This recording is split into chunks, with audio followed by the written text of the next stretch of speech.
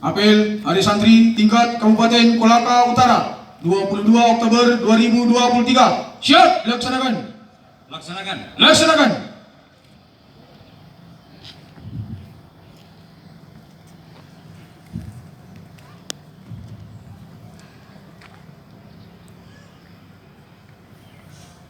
Penghormatan kepada bendera merah putih. Bendera merah putih. Hormat! Kat! Tegak! Kat! Kat!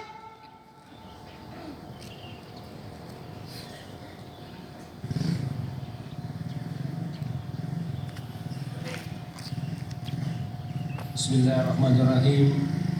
Assalamualaikum warahmatullahi wabarakatuh.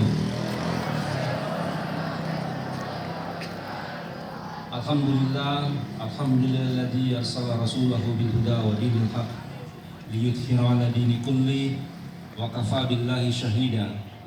Asyhadu an la ilaha illallah wa asyhadu anna Muhammadar Rasulullah. Wa qala Allah ta'ala fil Qur'anil Karim, bismillahirrahmanirrahim. Inni saffan ka'annahum bunyanun marsus. Sadaqallahul azim. Yang terhormat Forum Komunikasi Pimpinan Daerah Kabupaten Kolaka Utara, hadir bersama kita Kepala Kejari Kolaka Utara atau yang mewakili Kapolres Kolaka Utara, hadir Bapak Kapolres,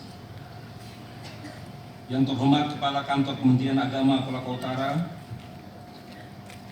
Ketua Tim Penggerak PKK atau yang mewakili, yang terhormat Ketua Dharma Wanita Persatuan Kementerian Agama Kabupaten Kolaka Utara, yang terhormat Ketua Majelis Ulama Indonesia Kolaka Utara, yang terhormat Ketua Pengurus Cabang Nahdlatul Ulama Kabupaten Kolaka Utara, yang terhormat Ketua Pengurus Muhammadiyah Kolaka Utara, yang terhormat Ketua Basnas Kabupaten Kolaka Utara, yang terhormat para pimpinan pondok pesantren se-Kabupaten Kolaka Utara, yang terhormat para ketua yayasan pondok pesantren As-Sadia Lapai, pribadi Bapak Haji Abbas, Sarjana Ekonomi.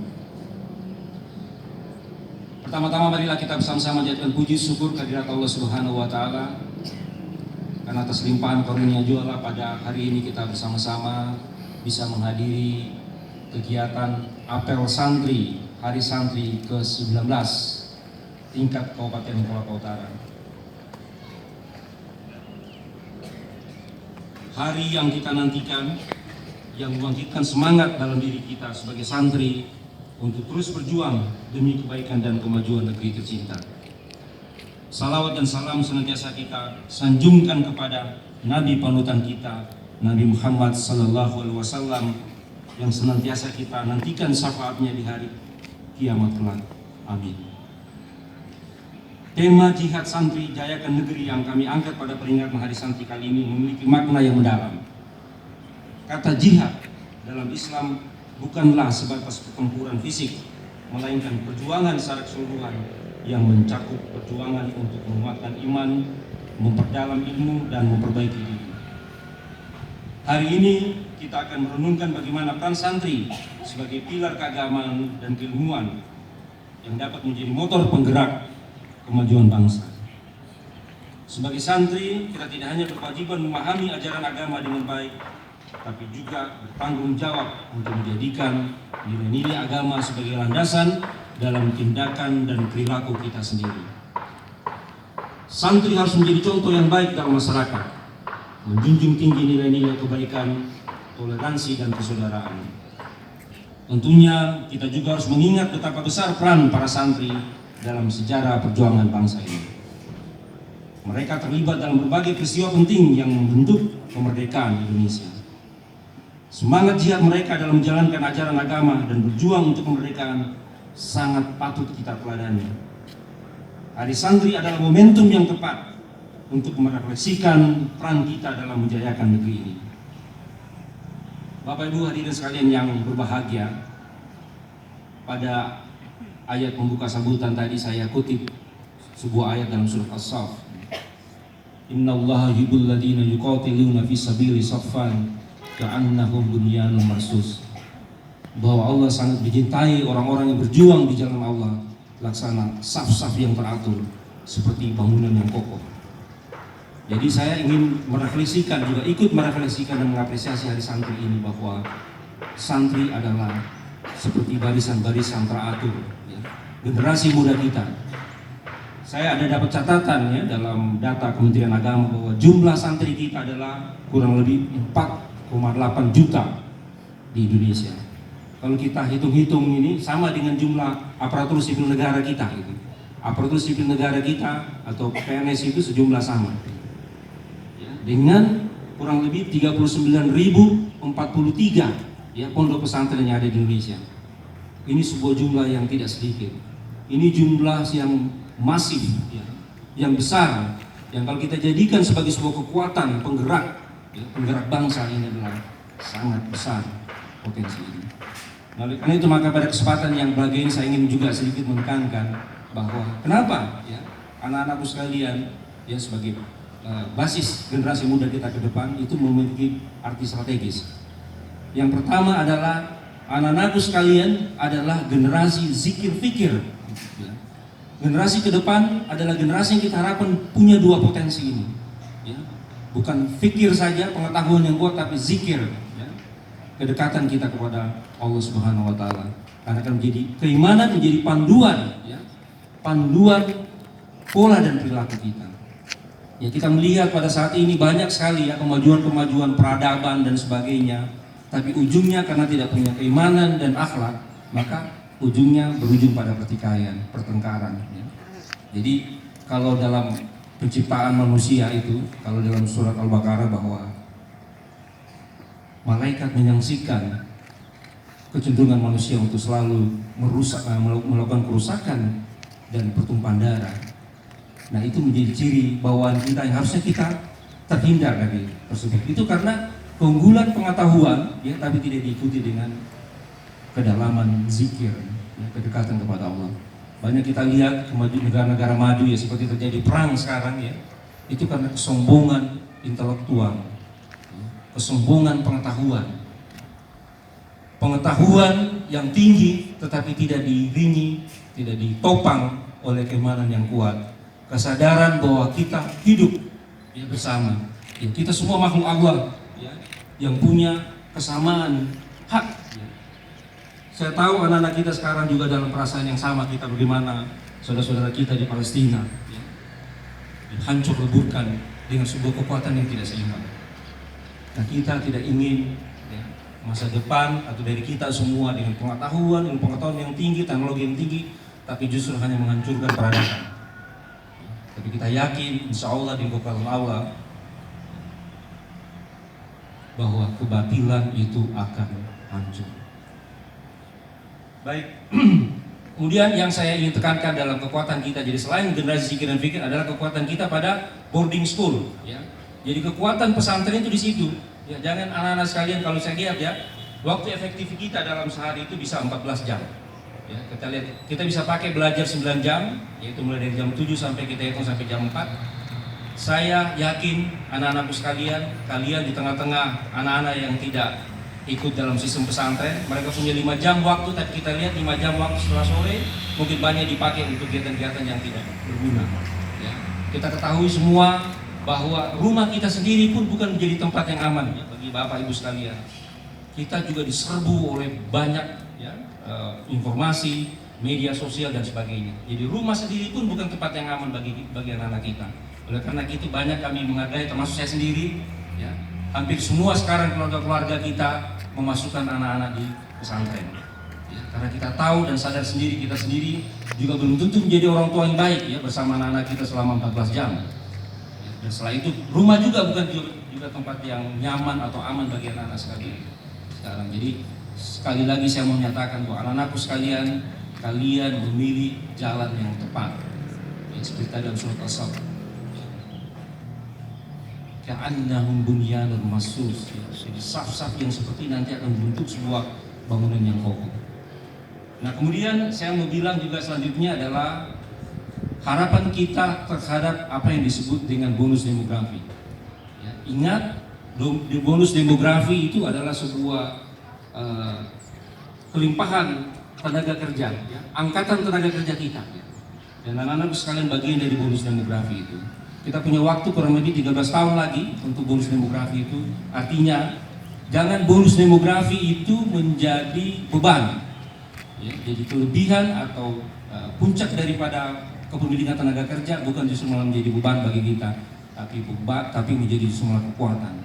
Oleh karena itu maka saya ingin tekankan kepada pembina pondok pesantren, mari kita perkuat 3 pilar. Ya. Kalau kita 3 pilar secara seimbang dalam kegiatan pendidikan pesantren itu, yang kalau dalam ilmu modern disebut kognitif, afektif, dan psikomotorik. Ya, kognitif itu otak kita harus cerdas. Ya, kalau dalam bahasa fikriyah kita. Kemudian afektif, psikomotorik, mental kita, integritas kita, ruhiyah. Ya. Kemudian psikomotorik itu adalah keterampilan kita. Itulah yang disebut dengan amaliyah. Ini harus seimbang. Ya. Kita inginkan kader-kader pesantren kita nanti bukan saja bisa melakukan dakwah bil lisan yang melalui kata-kata, tapi juga dakwah bil hal.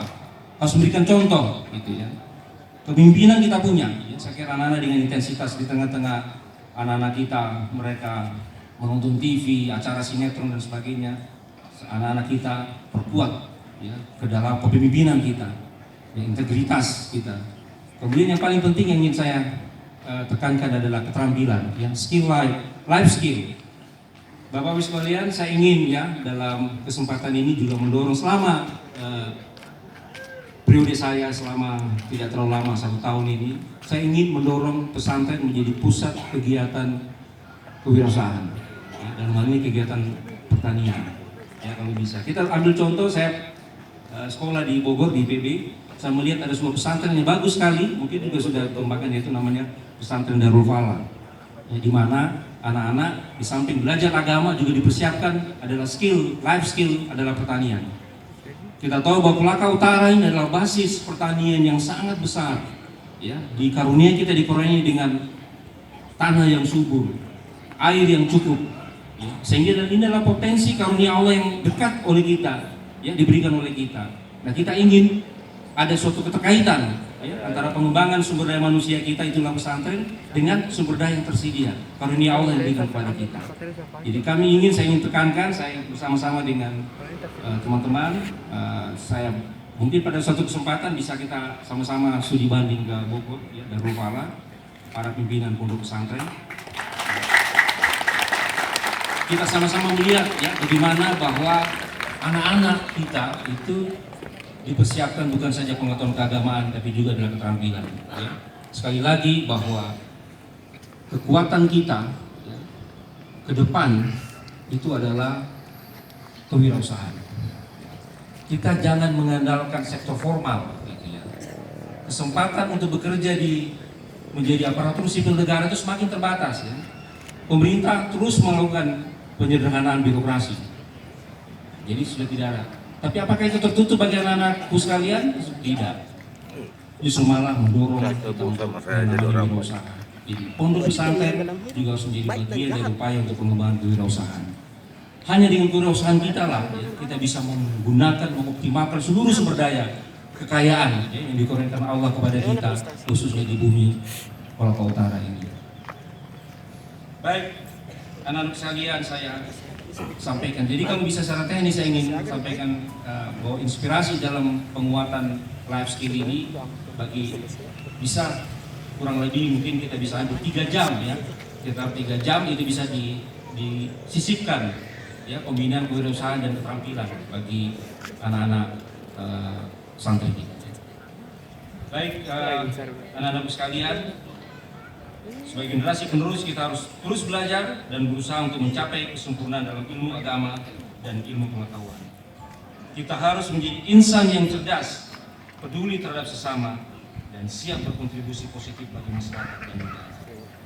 Oleh karena itu mari kita renungkan dan amalkan semangat jihad santri dalam kehidupan sehari-hari. Perjuangan kita bukanlah perjuangan fisik semata, melainkan perjuangan untuk memerangi kebodohan, ketidakadilan, kemiskinan, dan semua bentuk ketidaksetaraan. Bersama-sama mari kita bisa menjayakan negeri ini dengan membawa perubahan yang positif dan berkelanjutan. Saat ini negara kita menghadapi berbagai tantangan dan perubahan yang kompleks. Di tengah dinamika global yang terus berubah, santri memiliki peran kunci dalam menjaga keutuhan nilai-nilai keagamaan dan moral dalam masyarakat. Mari kita bersatu, terus berjuang, dan menjalankan peran sebagai agen perubahan yang membawa kemajuan bagi negeri ini. Terakhir saya mengajak kita semua untuk selalu berdoa agar Allah Subhanahu wa Ta'ala senantiasa memberikan kita petunjuk, kekuatan, dan kesabaran dalam menjalani perjuangan sebagai santri yang berkomitmen pada jihad Santri Jayakan Negeri. Semoga peringatan Hari Santri tahun ini menjadi titik awal bagi kita semua untuk lebih bersemangat dan berkontribusi positif bagi negeri, agama, dan bangsa. Amin, amin, ya rabbal alamin. Wassalamualaikum warahmatullahi wabarakatuh.